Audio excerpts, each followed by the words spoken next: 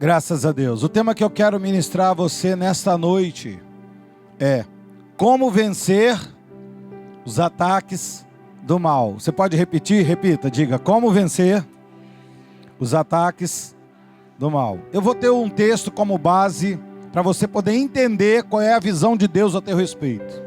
Romanos capítulo de número 8, versículos 35 a 37. Diz assim a palavra do Senhor: quem nos separará do amor de Cristo? Quem tem esse poder de nos separar do amor de Cristo? O apóstolo da graça de Deus, o apóstolo Paulo, começa a falar, começa a dar algumas respostas.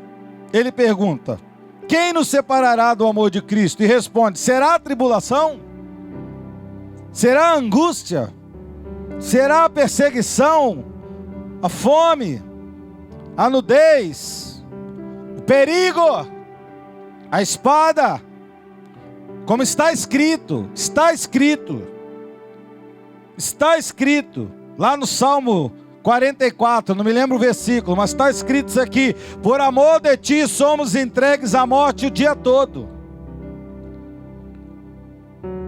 Somos considerados como ovelhas para o matadouro. Aí ele diz no 37, em todas essas coisas, porém, em todas essas coisas, que coisas, pastor? Tribulação, angústia, perseguição, fome, nudez, perigo ou morte. Em todas essas coisas, a igreja de Jesus, ela é mais que vencedora. Diga, sou mais que vencedor, por meio daquele que nos amou. O nome dele é quem? Jesus Cristo. E nós vamos orar nessa hora, e vamos pedir que o Espírito do Senhor fale ao nosso coração. Curve a sua cabeça e ore nesse momento. Senhor Jesus, nosso Deus e Pai, eu quero te pedir nessa hora que o Senhor fale ao coração da tua igreja, daquele que saiu da sua casa num domingo à noite, chuvoso, e veio adorar ao Senhor e veio ouvir de ti nesta noite. E quero que tu fales também com aquela irmã e com aquele irmão que está nos assistindo agora pelo nosso canal do YouTube. E eu quero profetizar que a palavra do Senhor agora vai fazer toda a mudança no coração deste homem e desta mulher. Porque nós precisamos aprender como vencer os ataques que vêm do mal, que muitas das vezes a gente luta com a nossa natureza carnal e luta com armas carnais, e não é assim que o Senhor nos ensinou. Então hoje o Senhor vai nos orientar para nós ministrarmos à igreja uma palavra profética ao nosso coração, uma palavra profética, para que a gente aprenda a vencer os ataques do mal, para que a tua palavra prevaleça. E o versículo 37 de Romanos 8 seja o lema e a tônica para o nosso ministério. E em todas as coisas, a tua palavra diz que somos mais que vencedores. Essa é a palavra de oração que eu faço, crendo e recebendo no poder do nome de Jesus. E a igreja que toma posse desta vitória através desta palavra, diga amém e amém.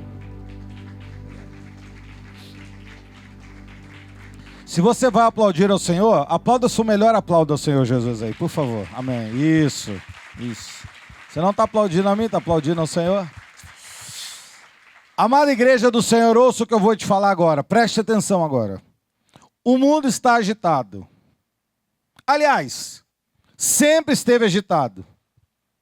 Mas como a informação hoje é muito mais rápida e veloz, parece que está mais agitado. Não está mais. Está a mesma coisa agitado. A questão é que a informação agora é ultra veloz. E por causa disso, irmãos, ouça, o povo de Deus está se deixando levar pelo rugido do inimigo. Porque Pedro disse isso, que o leão fica lá atrás, rugindo, lá atrás, ao derredor, e o crente fica, oh meu Deus, oh o que está acontecendo, oh o que está acontecendo, e o crente se deixando levar por esse rugido mentiroso do leão. O povo de Deus, o povo que crê no Senhor, o povo que é chamado por Ele, que é eleito por Ele, ele crê que Deus é por ele. Ele crê que o Senhor batalha por ele. Ele crê que o Senhor tem a sua poderosa mão estendida por ele. Mas quando ele ouve uma notícia contrária, ao invés dele rechaçar, ao invés dele usar a sua confissão, a sua crença, a sua fé, para rechaçar aquela voz profética do mal, o que ele faz? Ele se abala. Mas o texto que eu li para você agora está na Bíblia Sagrada. Marque esse texto na tua Bíblia. Ele diz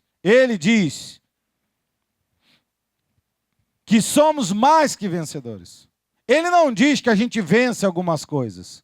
Ele diz que nós somos mais que vencedores.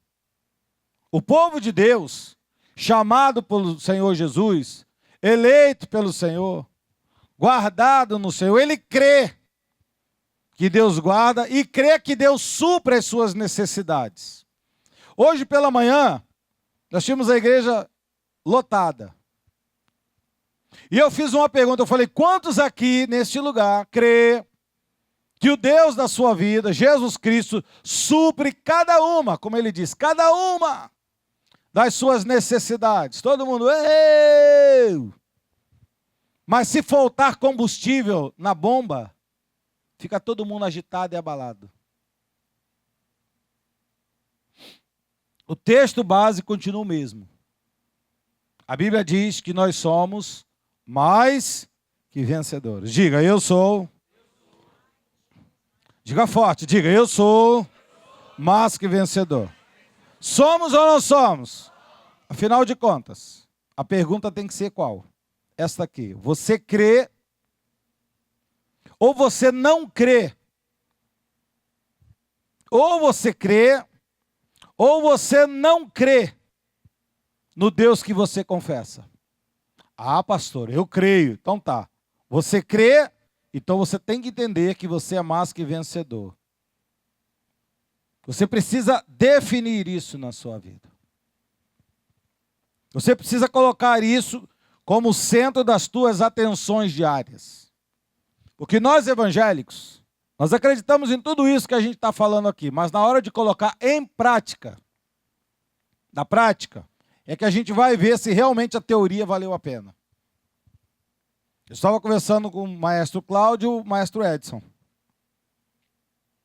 Dois músicos formados a nível superior de música, na área da música. E eu perguntei a eles assim, como é que eu sei que os músicos estão bem na prática? Perdão, como eles estão bem na teoria? Todos os dois me responderam, quando eles praticam aquilo, quando eles executam aquilo que eles aprenderam pela teoria. Então não adianta eu ficar aqui, eu creio que sou mais que vencedor, mas na hora que o rugido do gato desdentado se levanta, você fica agitado. Não tem como. Porque isso não vai passar. Os ataques do mal vêm. Pedro disse, vai ficar rugindo. Sempre rugiu e sempre rugirá. A questão é, como é que a gente vence isso, pastor? Porque problemas, irmãos, sempre houve. Desde que você nasceu, problemas há. E sempre haverá. E Deus já nos alertava sobre isso numa oração que Jesus fez antes de ir para o céu. Antes de Cristo morrer, ele faz uma oração com os seus discípulos. Lá em João 15, 19, você lembra disso? Ele diz assim, ó, se vocês fossem do mundo, o mundo amaria o que era seu. Se você fosse da mesma natureza do mundo, do aion, o mundo aplaudiria você. Como, todavia, vocês não são do mundo, vocês são diferentes do mundo. Se estiver aparecendo com as coisas do mundo, você não é de Deus. Porque quem é de Deus, ele se parece totalmente contrário às coisas do mundo. É o que a Bíblia está dizendo. E quem falou isso não foi outro a não ser o Rei da Glória, Jesus. Então ele está dizendo, se vocês fossem do mundo, o mundo os amaria. Porque ele amaria o que era seu. Como? Todavia, não sois do mundo, pelo contrário. Dele vos escolhi, por isso o mundo joga beijinho para você. Ah não, ele faz o quê? Ele faz o quê? Odeia. Então, bota na tua cabeça, o espírito que está no mundo te odeia. O espírito que está no mundo não aplaude você. O espírito que está no mundo é contra você. Odeia, não diz que ele não gosta muito de você. Jesus disse, é o mesmo do original, do grego, ele diz, o mundo odeia. O original quer dizer assim, se pudesse te matava. Quando o presbítero Cláudio, na hora do louvor, cantou aqui de gratidão e falou assim, nós temos muito que agradecer a Deus, é verdade. E poderíamos não estar aqui hoje, porque o mundo nos odeia. No mesmo livro de João, no capítulo 17, o versículo 15, Jesus continua na oração e diz assim, eu não peço que os tires do mundo. Deus não vai colocar você no mundo paralelo. Ele vai continuar deixando você aqui no meio desse povo de pessoas que, usadas pelo mal, te odeiam. Mas ele diz, sim, eu peço que não os tire, Pai. Mas eu peço que o Senhor os guarde nesse mundo. Eu não vou perguntar para você, é óbvio, se você acredita ou não acredita que se Deus guarda você. Porque se eu te perguntar se Deus guarda você e você acredita, eu já sei qual é a resposta. Você vai dizer que sim. Agora, por que na hora que isso tem que sair da teoria e ir para a prática, a gente não coloca?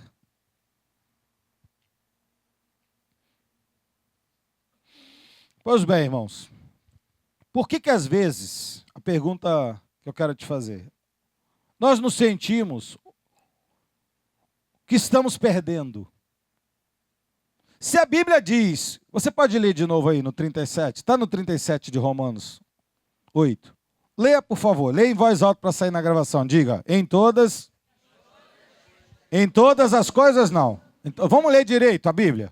Em todas vai, em todas estas coisas. Que coisas? Pergunta para mim, que coisas, pastor? Eu já lhe falei, tribulação, angústia, perseguição, fome, falta de gasolina, batata cara, greve de caminhoneiros, tudo isso. Nós somos o que, igreja?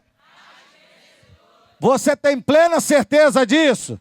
Então para de passar o WhatsApp para mim, enchendo a minha caixa de WhatsApp dizendo de caminhoneiro, que eu não quero saber de caminhoneiro. Desculpa, só quis me desabafar um pouco. Se você acredita que se Deus é por você, a Bíblia diz que nem só de pão viverá o homem. Não é dizendo pão francês, transmutado sei lá quantas vezes, cheio de glúten. Está dizendo que não tem nada nesse mundo que possa fazer você deixar de ser cuidado pelo Senhor. É isso que está querendo dizer.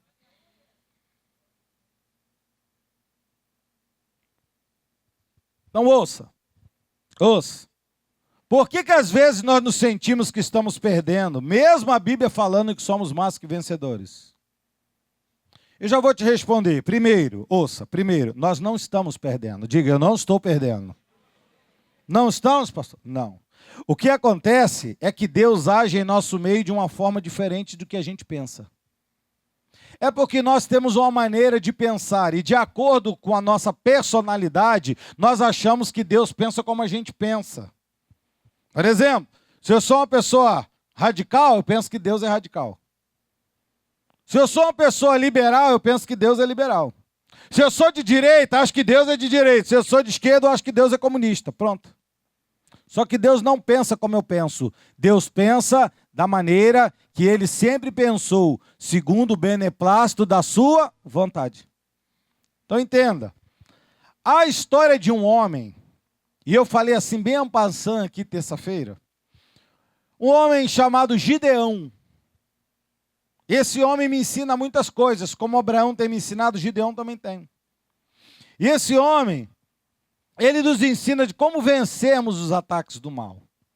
Eu queria ministrar a você nessa noite, eu peço que você preste atenção, porque eu percebo, Depois de muitos anos ministrando na igreja, que muita gente vem para o culto, não presta atenção em nada do que é falado, e tudo aquilo que está sendo falado é o subsídio, é o alimento, é a segurança durante a semana, e eles não têm, porque perde 2 horas e meia da sua vida num lugar que é o lugar da adoração, lugar onde Deus fala e entra aqui e sai aqui.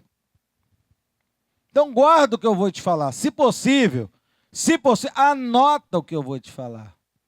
Porque isso aqui vai se repetir durante a semana e você vai lembrar. E você não vai ficar com aquele sentimento que acha que vai morrer. Eu não tenho sentimento que acho que vou morrer. Eu não tenho sentimento de depressão. Eu não tenho sentimento do pânico. Eu não tenho sentimento. Sabe por quê? Porque não tem como aqueles que estão no altar de Deus ter esse sentimento.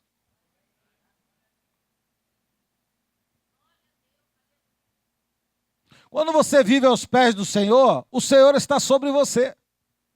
Como é que você vai ter insegurança se o Senhor está sobre você? Como é que você acha que vai faltar se Deus está sobre você? É porque você não está aos pés do Senhor. Então ouça o que eu vou te falar agora. Preste atenção. Juízes capítulo 6. Abra sua Bíblia aqui, ó. Juízes. Você sabia que tem juízes na Bíblia?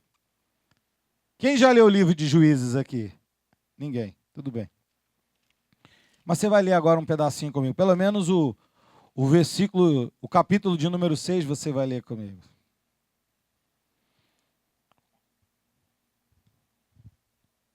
Quantos nunca leram aqui o livro de Juízes? Nunca leram aqui o livro de Juízes? Nunca leu? Tem que ler. Porque o livro de Juízes faz parte de um compêndio de história, de prática de Deus. É Deus praticando na vida de um homem e de uma mulher. Agora preste atenção no que eu vou te falar. Juízes capítulo 6, diz assim, ó. Versículo 1. Você pode ler comigo, por favor? Me ajuda aí, por causa da minha voz. Me ajuda, vai. Fizeram, mas leia forte, diga. Fizeram os filhos de Israel, os salvos, os eleitos. Fizeram o quê? O que era mal perante o Senhor. Porque de vez em quando os eleitos esquecem que foram chamados para obedecer e fazem o que é mal. Só que a Bíblia diz que Deus, por ser um Deus que na Bíblia é chamado de Pai, nos disciplina. E Ele diz que, porque fizeram mal perante o Senhor, por isso, a Bíblia diz que o Senhor os disciplinou, o Senhor os entregou, o Senhor deixou o inimigo prevalecer sobre o seu povo por 7 anos. Então ouça o que eu vou te falar agora, preste atenção. Pode ser que você esteja falando assim, ó. Há anos que eu estou batalhando numa coisa e essa coisa está prevalecendo sobre a minha vida. Pode ser que você abriu uma brecha para isso. Você abriu uma brecha. E tudo aquilo que você abre, uma brecha, vai passar alguma coisa. Você nunca vai poder reclamar daquilo que você permite. Nunca. Se você permite, depois não adianta reclamar, você permitiu. Você deu legalidade para aquilo. Legalidade. Então preste atenção que o Espírito de Deus está falando com você. Estou falando assim mansinho por causa da minha voz, para não perder a voz, que hoje de manhã eu me desgastei muito. Então preste atenção. A Bíblia diz que os filhos de Israel fizeram o que era mal e Deus fez o quê? Os disciplinou. Porque todas as vezes que nós desobedecemos à vontade do Senhor, todas as vezes, quem é filho, quem não é filho, Deus nem conhece. Estou falando para os filhos. Quem é filho, Deus disciplina. E eu vou dizer para você, disciplina dói. Disciplina dói. Dói em você, dói naqueles que você ama, dói. Dói. Então você tem que colocar uma coisa na sua cabeça, algo que eu já coloquei na minha há algum tempo. O que, pastor? Disciplina não é dom do diabo, disciplina é dom de Deus. Mas a disciplina, estou dizendo para você, não é legal. Apesar de todos nós estarmos debaixo dela. Quando você anda nela, é uma maravilha. Mas quando você sai da disciplina de Deus, você entra debaixo da correção do Senhor. Aí dói. Por que diz isso em Hebreus capítulo 12? Eu vou só ler para você, porque talvez alguém aqui não conheça. Que muitos conhecem.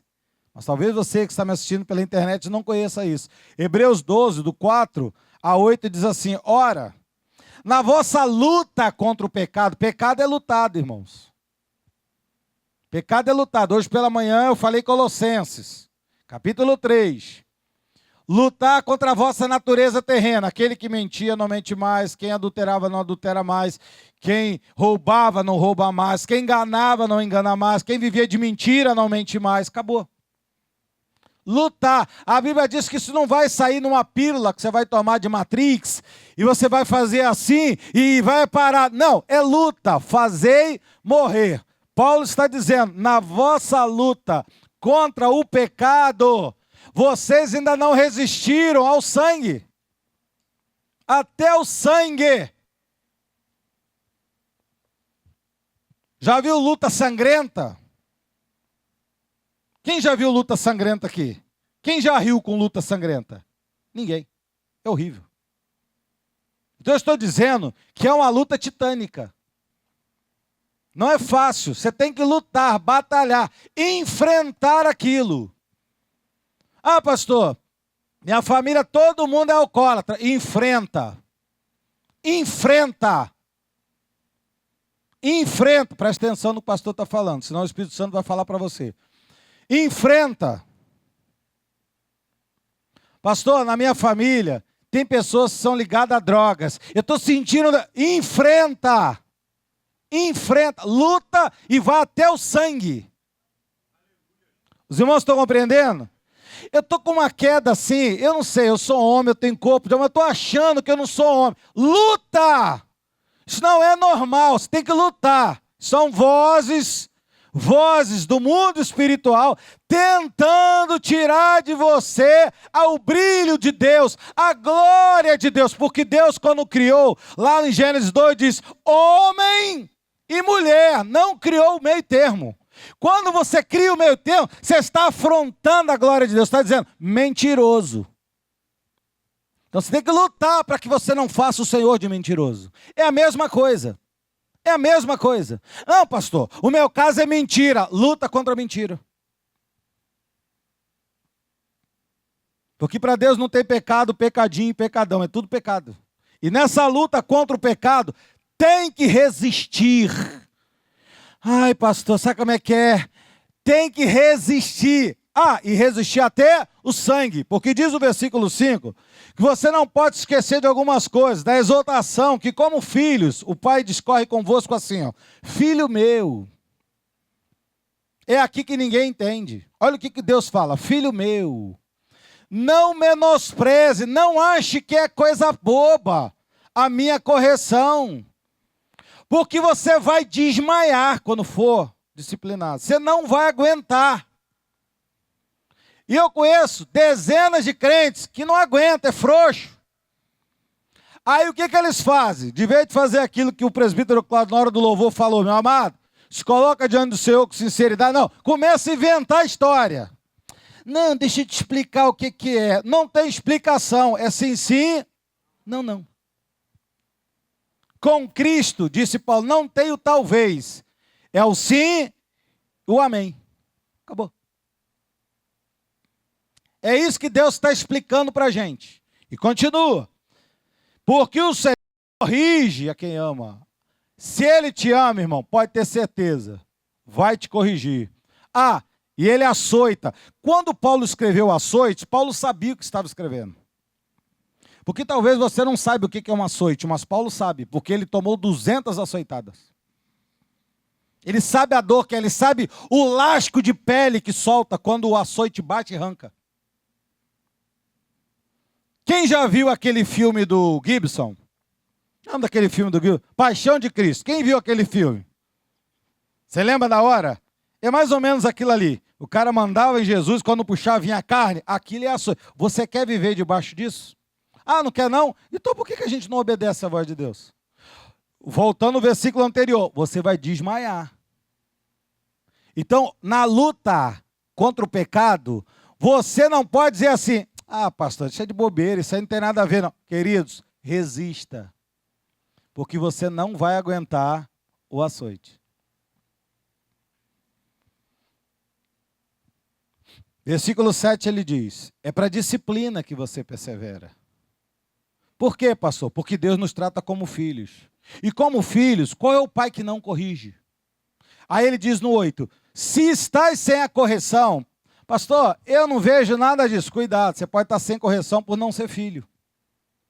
Pode ser bastardo. E com bastardo Deus não trata. Então, duas coisas eu quero falar desse texto. Primeiro, eu agradeço a Deus por ser filho. Se sou filho, estou debaixo de disciplina. E se eu não levar isso a sério, sou corrigido e até açoitado. Primeiro ponto. Para a gente deixar bem claro que os filhos de Israel fizeram o que era mal perante o Senhor e pensou que Deus, por ser um Deus bom, um Deus que botou uma coluna de fogo, um Deus que abriu o mar vermelho, o Deus que mandava pão do céu, o Deus que mandava codó, mas é o mesmo Deus que repreende. É o Deus que disciplina, um Deus que corrige, um Deus que açoita. Então o povo, ele fez o que era mal perante Deus. E Deus agora estava disciplinando esse povo. Deus estava tratando com o mal. E nesses dias que nós estamos vivendo no nosso Brasil, Deus está tratando com o mal em nosso país. Por isso que Ele está trazendo disciplina nesse país. Ele está limpando o nosso país. E Jesus disse agora há pouco, você leu em João 15, ele disse, não tira desse país, continua eles aí no Brasil. Não os tira do mundo, somente os guarda no mundo. Então Deus vai trazer disciplina à terra, mas não vai fazer assim. Cadê os crentes da terra? Chega para lá, vai lá para a Oceania que eu vou tacar fogo aqui. Não, continua onde está. Permaneça na terra que você foi plantado. Salmo 37. Permaneça. Amados, a Bíblia é a resposta de Deus para mim e para você. É porque às vezes a gente está aqui num culto, como eu estou olhando, e pessoas não prestam atenção no que o pastor prega. Você perde a conexão do espiritual, porque eu não prego teologia barata. Eu prego palavra profética. Você tem que estar ligado no que eu estou te falando, que uma vírgula faz toda a diferença na tua vida. Uma vírgula que eu falo faz toda a diferença na tua vida. Então você tem que estar ligado. Se você se descuidar, uma frase não encaixa, acabou. Então preste atenção no que eu estou te falando. Preste muito bem atenção. O versículo 2 de Juízes 6 diz, e prevalecendo o domínio dos midianitas sobre o povo escolhido, o povo de Deus, o povo amado, o povo eleito, o domínio estava contra eles, os midianitas estavam prevalecendo sobre o povo de Deus, não deveria, mas estava. A Bíblia diz que esse povo de Deus, de vez de encarar o inimigo, de vez de lutar contra o inimigo, de vez dessa luta, ele ia até o sangue, sabe o que eles fizeram? Fugiram. Fizeram para si covas, cavernas e fortificações. Ora, irmãos, o povo de Deus fez covas, o povo de Deus subiu para o monte fugindo, fez cavernas e fortificações. Queridos, ouça, cada uma dessas palavras só me remete a uma coisa: esconderijo. Esconderijo. E Deus não nos chamou para nos escondermos. Deus não nos chamou para fugir. Deus nos chamou para lutar e para vencer. Amém, igreja? Ou já esqueceu que somos mais que vencedores? Somos ou não somos? Se nós não lutarmos, sabe o que vai acontecer? Isso aí. Já respondeu o diácono Paulo. Não vai vencer. Se você não lutar, não vence. Está aqui nesse canto o lutador fulano de tal. E está aqui nesse canto você. Fight! Aí você fica parado. Perde. Tem que lutar. Se não lutar, não vence. Se não lutar, não vence. Então ouça. Se você ficar apenas olhando as coisas acontecerem, se você achar que está tudo muito normal. Meu marido disse que vai embora de casa. Isso é uma afronta à minha família. Nós pregamos o ano passado, eu preguei, aqui em várias igrejas, 72 mensagens sobre famílias benditas do Senhor. 72. Como é que eu posso pregar 72 mensagens sobre famílias benditas e eu achar normal minha família esboroar? Como é que o crente que diz aqui em Romanos 8, em todas essas coisas, em todas, somos o que mesmo? E como é que eu posso ver minha família se esboroar?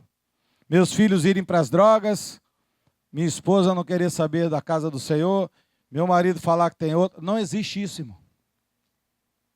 Não existe isso. O crente recebe muito pacificamente as coisas. Está igual ali, ó. Ah, os midianitas vão vir, já sei o que eu vou fazer. Vamos lutar, vamos vencer, vamos plantar, vamos colher e a cada dia romper em fé. Não, vamos fazer uma cova e nos esconder nessa covinha. Eles já foram embora? Já foram? Já. Ai, graças a Deus, nós somos mais que vencedores. É isso que é o crente? Foi para isso que Deus te chamou? Ou foi para lutar e vencer?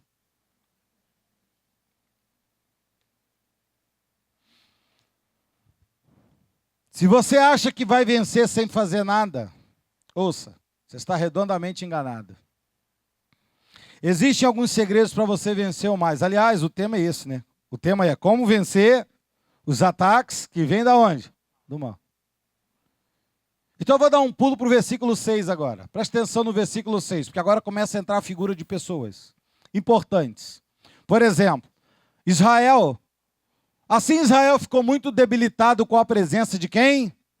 Dos midianitas. Quando eu falar midianita agora, reporta para tudo aquilo que é inimigo da tua alma. Tudo aquilo que te afronta. Então, Israel ficou debilitado. E toda pessoa debilitada não adianta, irmãos.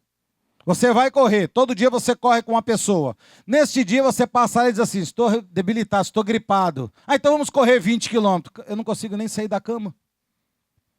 Todo debilitado perde. Israel ficou debilitado. Não pode ter crente debilitado. Se o crente estiver debilitado, o inimigo sabe a área que está debilitada e ele, entra.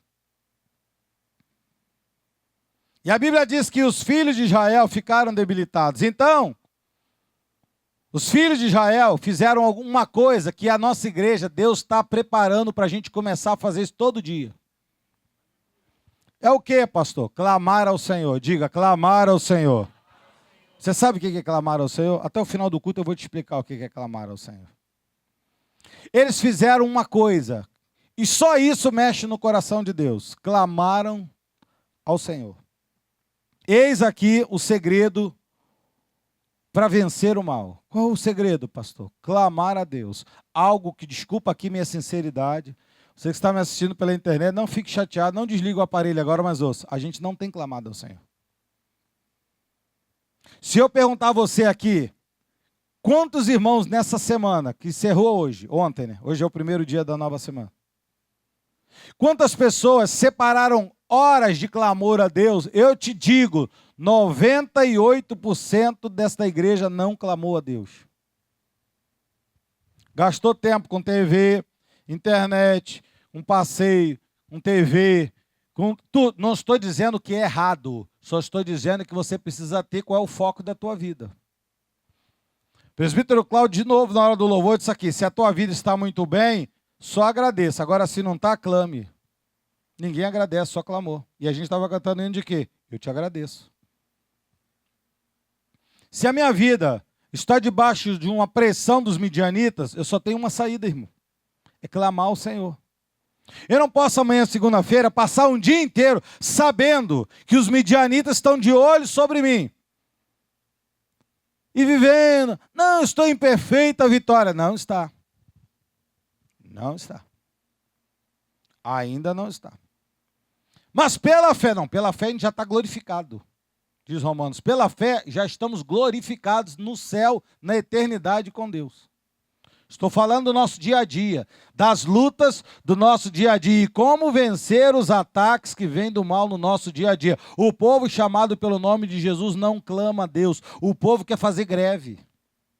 Eu te mostro no meu WhatsApp pastores me chamando para ir para greve, para ir para frente de quartel, para ir para não sei aonde, botar caminhão. Tem caminhoneiro na tua igreja, pastor? Chama ele. Amados, eu não fui chamado para isso.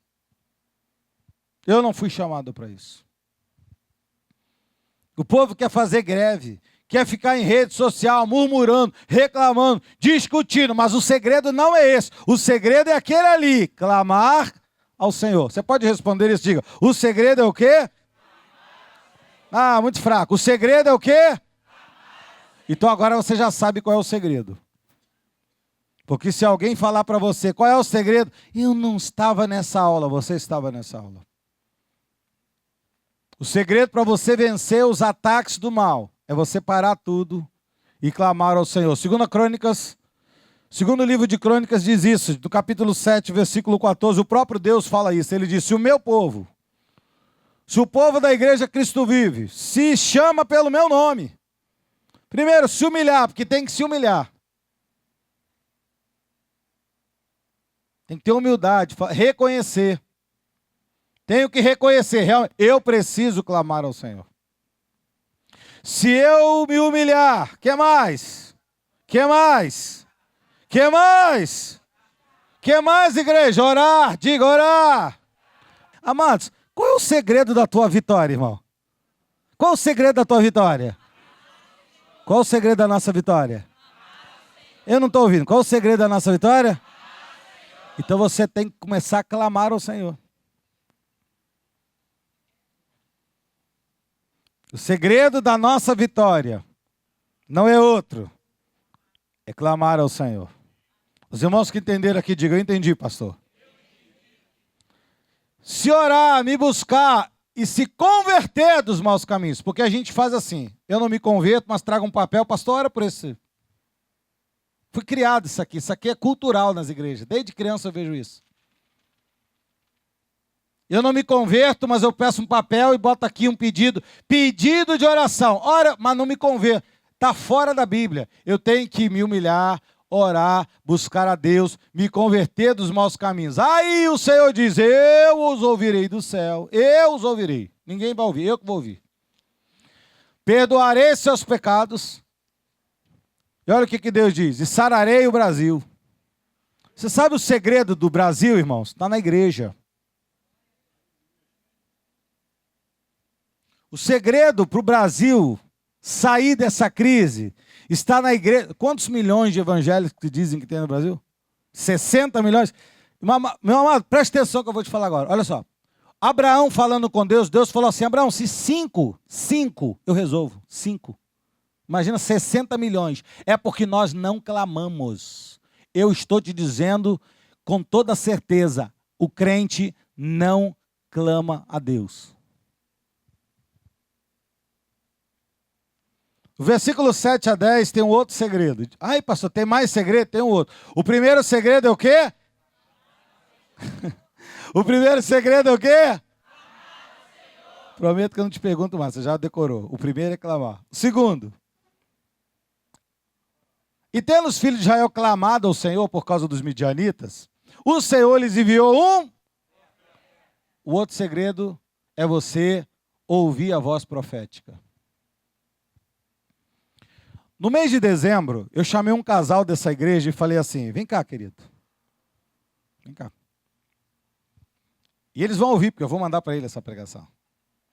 E eu disse assim, ó, para de trabalhar domingo. Você não precisa trabalhar domingo. Mas, pastor, nós temos uma dívida e temos que trabalhar domingo. Eu falei, domingo vem para a igreja que Deus supra a tua necessidade. O irmão me contando hoje aqui. Falou assim, pastor, eu falei assim para minha esposa, ele quer a gente na igreja. Lógico, eu quero você onde? Na igreja. Mas eu estava dando uma voz profética para eles. Isso foi dezembro, diga, dezembro. Janeiro. Fevereiro. Março. Domingo passado, pastor Marcelo pregou e disse assim, meu desejo é deixar de trabalhar domingo, porque eu trabalho domingo, eu quero estar na casa do Senhor. Aí o marido falou assim, nossa, Deus falou com a gente, hein? Aquilo que o pastor falou lá atrás. Disse que chegou em casa, 10 da manhã, deu a mão à esposa e falou assim, vamos concordar a partir de hoje, que a gente não trabalha mais domingo. Vamos.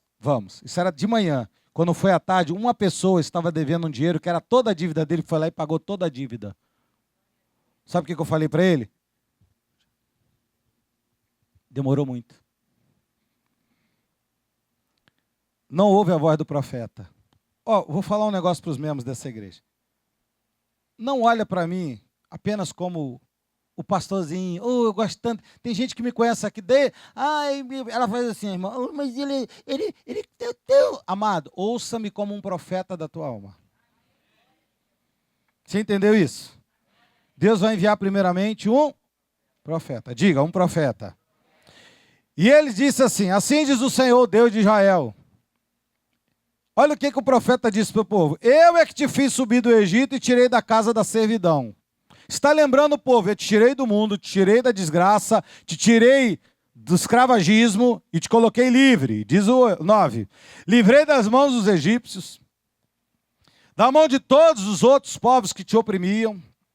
Expulsei de diante de vós e vos dei esta terra. Agora vocês estão nesta terra aqui, não é para os midianitas ficar vencendo sobre vocês não, porque diz em Romanos 8 que nós somos mais. Eu que fiz isso. 10. E disse mais: eu sou o Senhor vosso Deus, não temais os deuses dos amorreus, cuja terra habitais. Contudo, você pode ler, por favor? Contudo, não destes. Então, pastor, estou começando a entender agora, hein? É igual matemática, né? 2 e 2 dá 4. Isso. O povo não ouvia Deus falar, desobedecia, e a Bíblia diz que vivia debaixo do jugo dos midianitas, mesmo Deus falando que tirou debaixo do jugo. Então eu vou só relembrar você que eu falei no começo do culto. O crente, se eu perguntar assim, quantos creem que Deus pode curar? Eu. Então por que você não está curado? Quantos creem aqui que Deus prospera? Eu. Por que você está devendo, não a Deus, mas o mundo?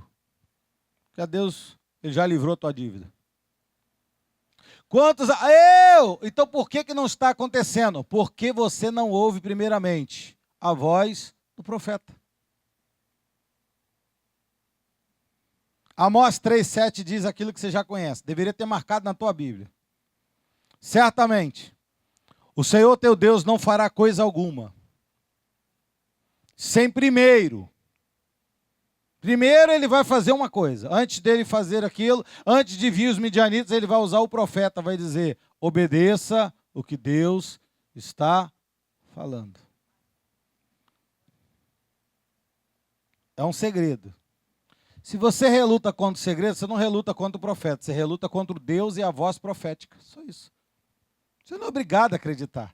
Só que se você não acredita, os midianitas vêm, e se você não tiver coragem de lutar contra os midianitas, e ter humildade, e orar, e buscar a face do Senhor, e buscar o Senhor e se converter desses maus caminhos, sabe o que acontece? Você vai criar covas, você vai entrar dentro de buracos, se esconder, e só sai do buraco no dia que vem para a igreja, bota a melhor roupa, um perfume importado, e chega aqui, aleluia, aleluia. E a vida, como disse o presbítero Cláudio, sem saber de nada da pregação, por baixo, está toda debaixo das mãos dos midianitas.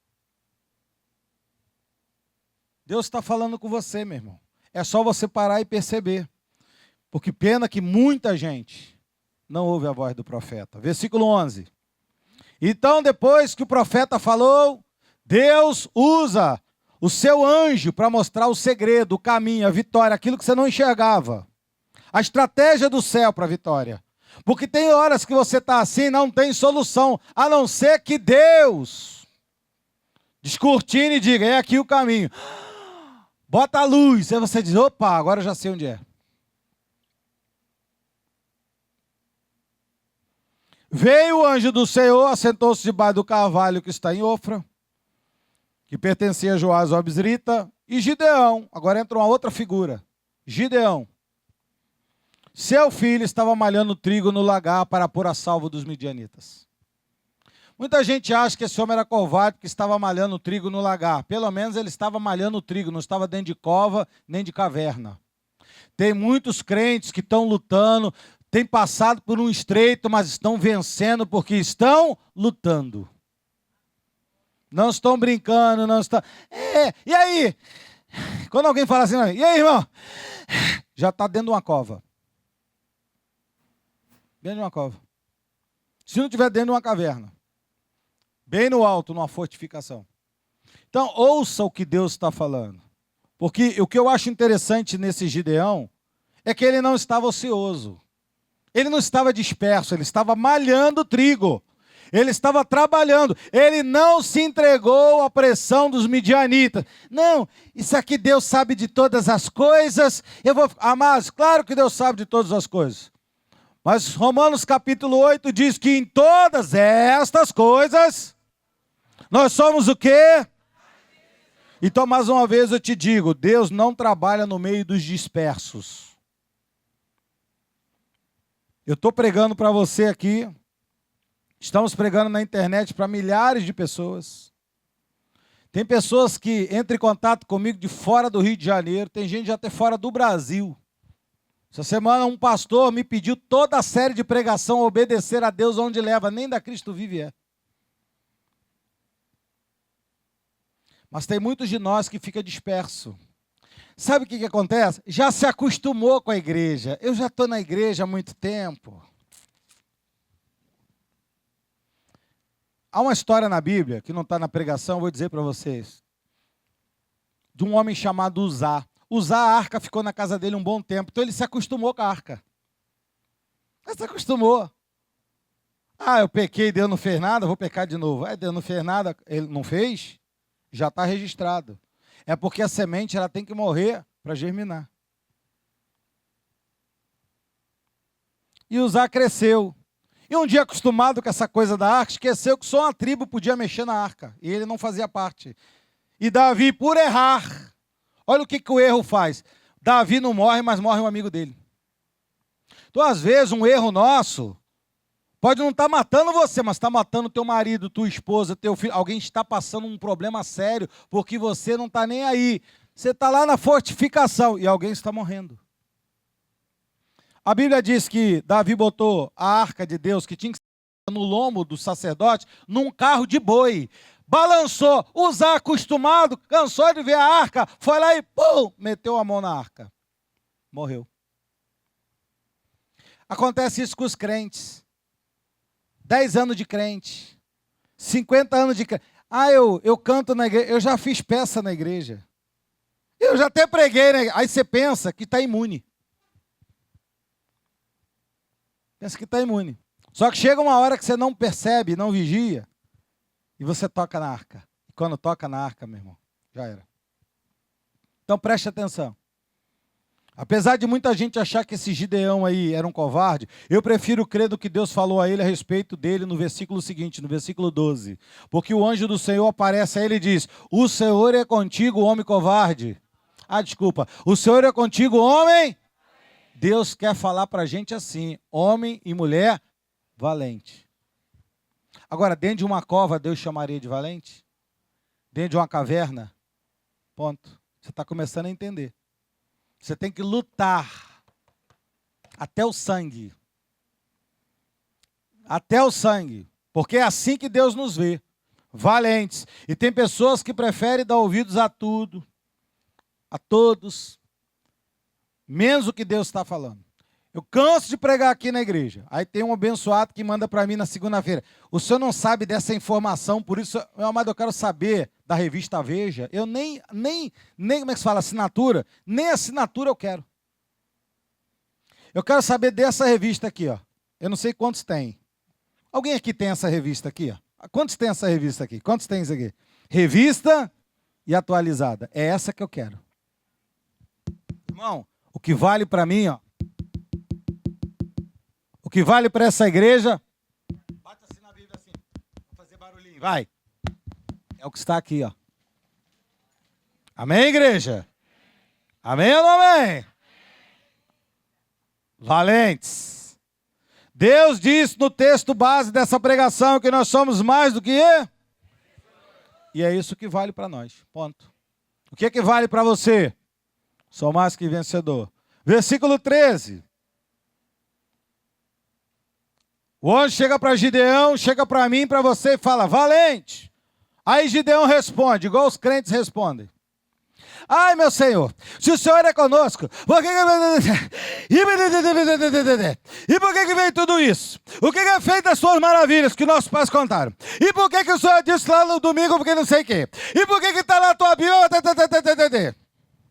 Por que o Senhor nos fez subir do Egito? É melhor deixar morrer lá.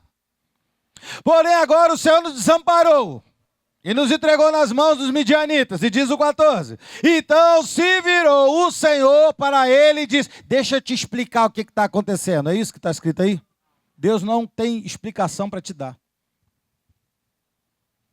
Deus, ele tem voz profética. Ele disse, vai na tua força, na tua... Você não precisa se tornar o Hulk, peraí. Não precisa, é a tua força. Vai na tua, livra Israel da mão dos midianitas. Porventura, eu já não te falei que Romanos 8 diz que em todas as coisas você é o que mesmo? Mas que vencedor?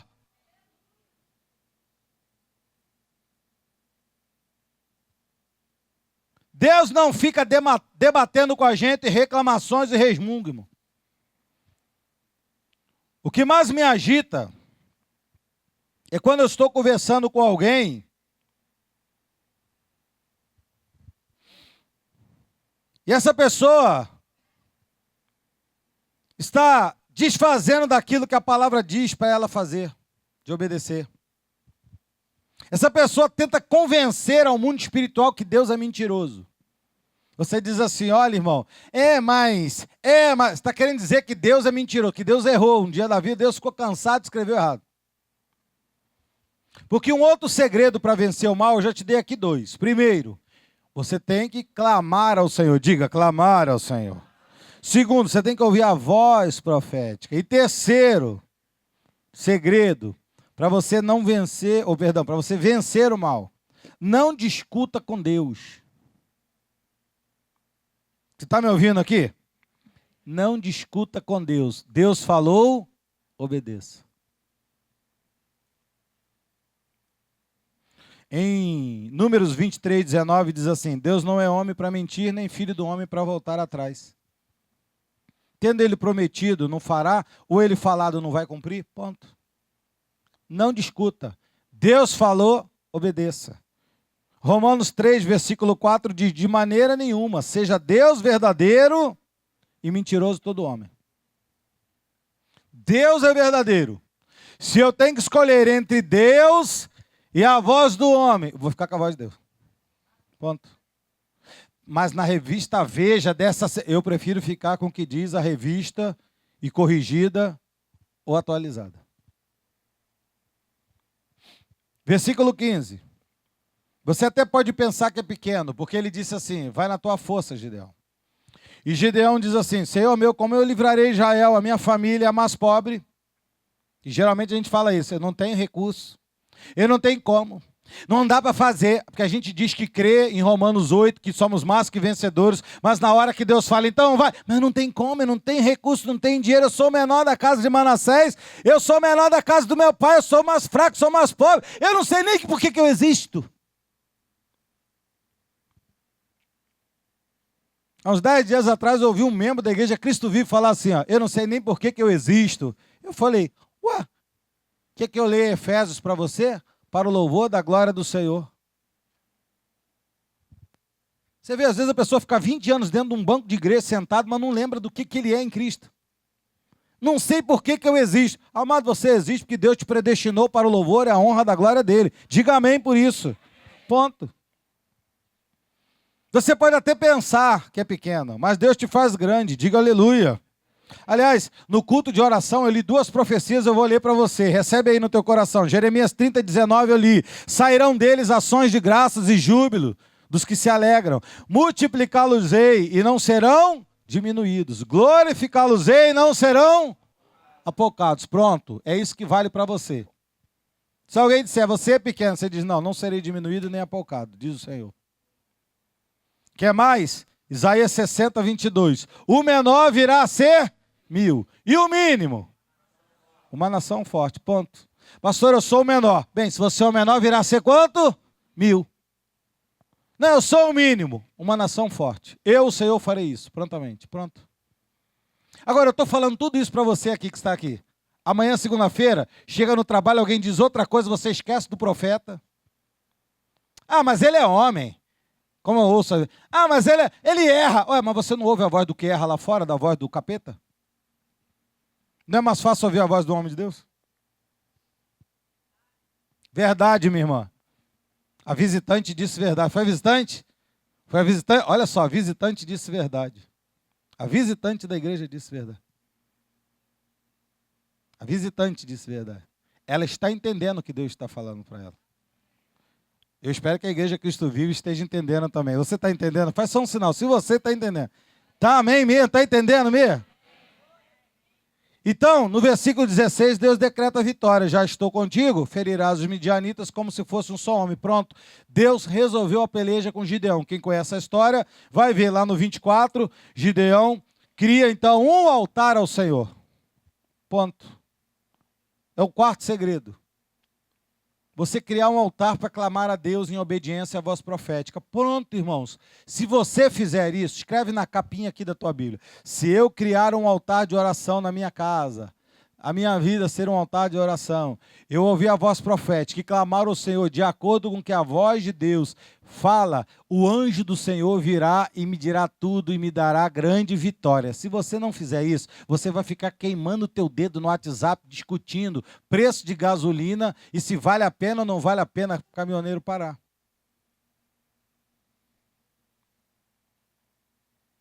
A Bíblia diz no 24, então edificou Gideão um altar ao Senhor. Diga, um altar ao Senhor. E ele chamou o Senhor é paz, Jeová Shalom. E até o dia de hoje esse altar está em Ofra. Até o dia que foi escrito isso, e até o dia de hoje está lá o altar. E Deus está falando conosco isso já há algum tempo. Desde que eu preguei sobre Abraão, e nós não estamos nos apercebendo disso. E você só vai se aperceber no dia que os midianitas se levantar, que você, de vez de levantar um clamor no altar do Senhor, sobre a voz profética, você vai preferir fazer uma cova, você vai preferir fazer um buraco, se instalar lá no buraco, e Romanos 8 diz, você é mais que vencedor, homem e mulher valente, diga glória a Deus forte. Então, desde o início, o segredo para se vencer é levantar um altar ao Senhor. Vamos encerrar aqui? Diga assim, desde o início, Deus está falando para mim que eu tenho que levantar um altar ao Senhor. Você pode dizer isso de novo, diga, desde o início, de muito, não sei quanto tempo, mas algum tempo, Deus está dizendo para mim e para você, quer vitória? Levante um altar. Eu vou só ler para você, só vou ler, para a gente cear, só vou ler, presta atenção, só vou ler, presta atenção. Gênesis 4, 26 diz assim, Sete nasceu-lhe um filho, qual pôs o nome de Enos, e daí ele começou a invocar o Senhor, e parou mais, não parou. A partir de Enos, todos os grandes homens de vitória da Bíblia e mulheres só venceram por causa do altar. Eu só vou ler para você, só preciso ler, presta atenção. Gênesis 8, 20, Noé. Levantou Noé o quê? Noé fez pouca coisa, né? Só salvou o que podia ser salvo, lógico, dentro de um contexto do mundo todo, indo para a desgraça, a sua família é salva, porque esse homem tinha o quê? Um altar ao Senhor. Deus está falando para a gente. Gênesis 12, 7 e 8, Abraão. Apareceu o Senhor Abraão e disse, darei à tua descendência essa terra. Ele ouviu isso, edificou um altar ao Senhor. Pronto. Passando dali para o monte, ao oriente de Betel, armou sua tenda, ficando em Betel, ao ocidente e ao oriente. E ali edificou e invocou o nome do Senhor. Noé, Enos, Abraão, capítulo seguinte, 13, 3. Fez sua jornada no Neguebe até Betel, até o lugar onde primeiro estivera a sua tenda entre Betel e Ai, até o lugar do altar que outrora tinha feito. Então Abraão invocou o nome do Senhor. E diz o versículo 18, e Abraão, mudando suas tendas, foi habitar nos cavalhares de Manque, então, junto ao Lebrom, levantou de novo agora em Hebrom um altar. Gênesis 22. Chegando ao lugar que Deus havia designado, ali edificou Abraão pastor, isso é coincidência. É coincidência? Então vamos para Isaac.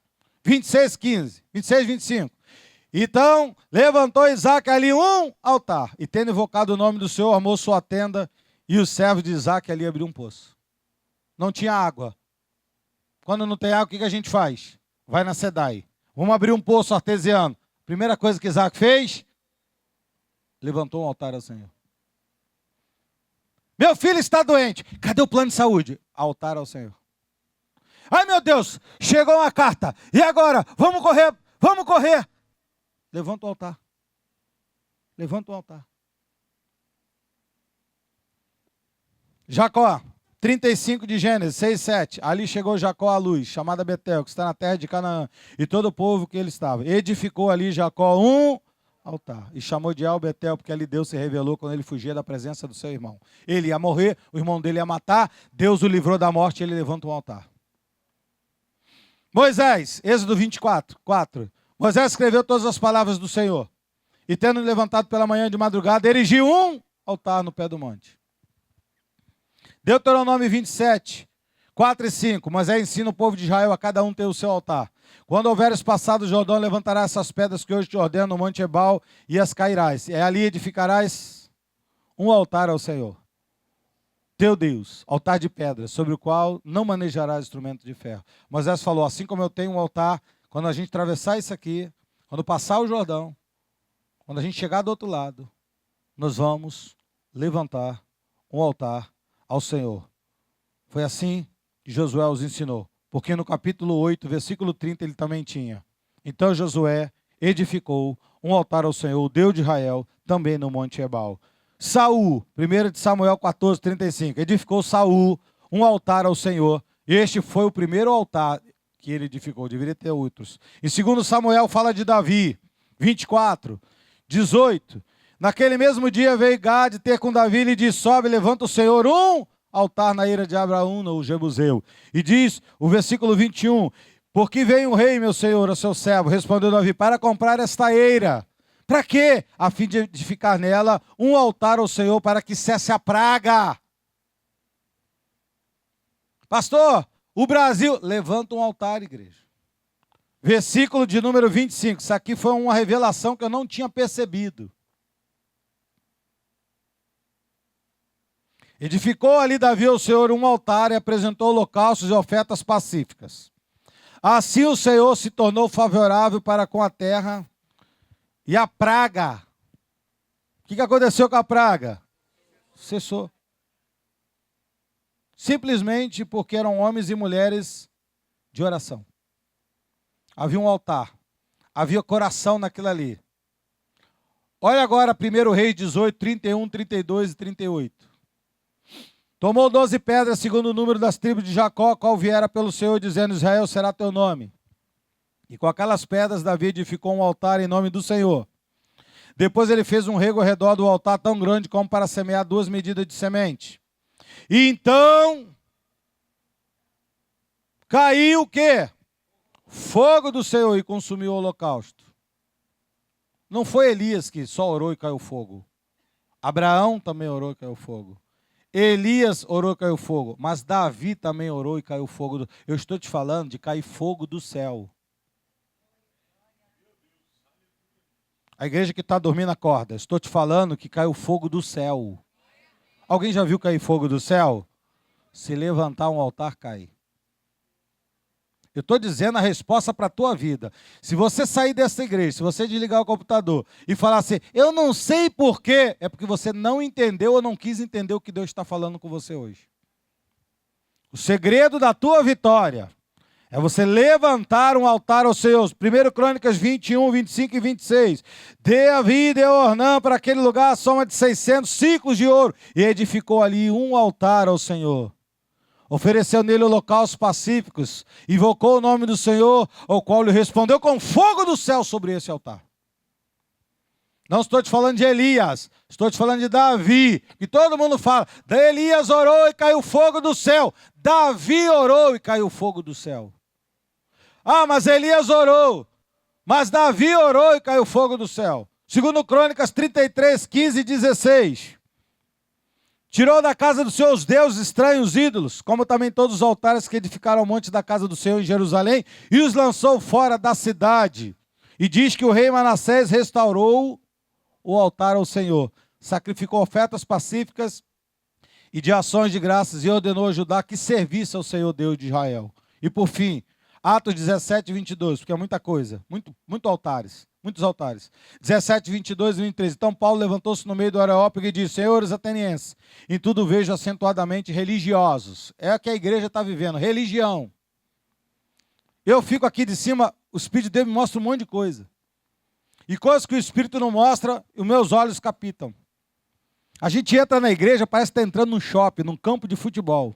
A gente não guarda os pés quando entra na casa do Senhor. Entra de qualquer jeito, agitado, não tem compromisso com nada, mas pensa que Deus vai fazer. Eu estou te dizendo o que Deus mandou te dizer, para depois você não ficar agitado. Há 20 dias atrás, num culto de oração, eu disse aqui, qual foi o dia? Alguém lembra o dia que alguém me falou que estava escrito? Pastor, eu escrevi no meu caderno o que o senhor disse. Foi dia 6 que a Ademir falou. Dia 6, eu disse assim, ó, te prepara, que vai vir um agito no Brasil. Ninguém prestou atenção. Que agito, pastor. Vai vir a Copa do Mundo. Eu vou. Tá todo mundo. Um irmão teve a coragem de me perguntar pela manhã: pastor, no dia do jogo da Copa, o irmão vai mudar o culto, né? Deixa eu olhar para aquela câmera lá. Foca aqui. A minha cara para você, irmão.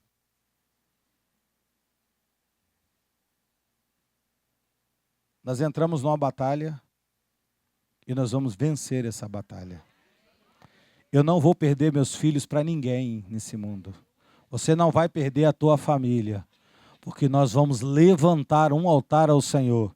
Eu não vou entrar na batalha. Hoje de manhã a irmã disse assim, o irmão vai entrar na guerra. Eu falei, não, irmã, eu já entrei. E eu vou te dizer mais, você e você que está me assistindo, você já entrou comigo. E nós vamos vencer.